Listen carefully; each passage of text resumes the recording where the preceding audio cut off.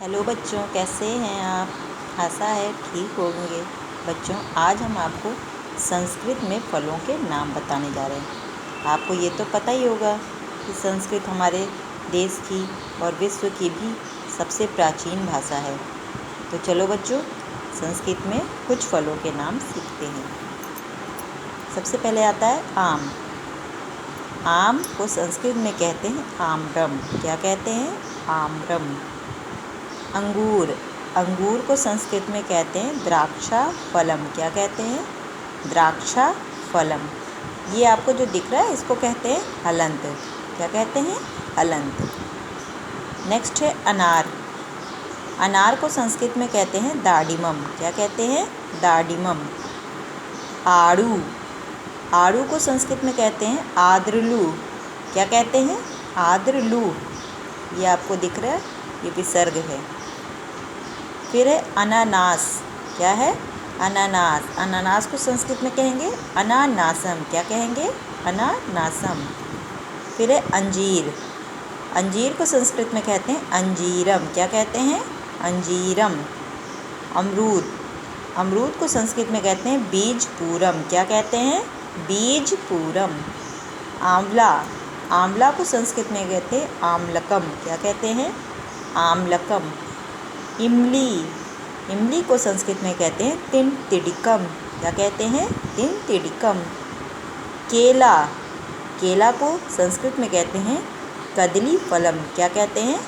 कदली फलम। खजूर। खजूर को संस्कृत में कहते हैं खजूरम। क्या कहते हैं? खजूरम। खरबूजा।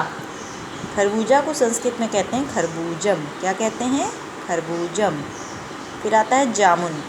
जामुन को संस्कृत में कहते हैं जम्बू फलम। क्या कहते हैं? जम्बू फलम। फिर आता है आपका तरबूज। तरबूज को संस्कृत में कहते हैं कालिंदम। क्या कहते हैं? कालिंदम। नारियल। नारियल को संस्कृत में कहते हैं श्रीफलम। क्या कहते हैं? श्रीफलम। फिर आता है मौसम्मी। मौसम्मी को संस्कृत में कहते हैं मतुलुंगम। क्या कहते हैं? मतुलुंगम। फिर है नाशपाती। नाशपाती को संस्कृत में कहते हैं अमृत फलम। क्या कहते हैं? अमृत फलम।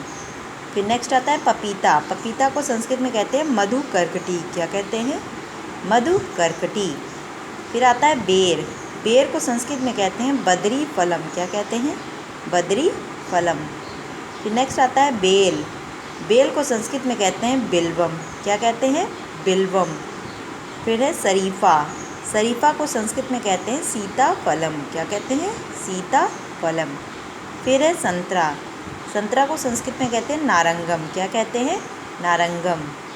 फिर आता है सेब। सेब को संस्कृत में कहते हैं सेवम। क्या कहते हैं? सेवम। फिर है लीची। लीची को संस्कृत में कहते हैं लीचिका। क्या कहते हैं? लीचिका। तो ये बच्चों, आपने संस्कृत में फलों के नाम सीख लिए और मेरे साथ बोल भी लिए होंगे। आशा है आपको मेरा ये वीडियो पसंद आया होगा। अगर पसंद आया तो प्लीज़ लाइक ज़रूर करिएगा।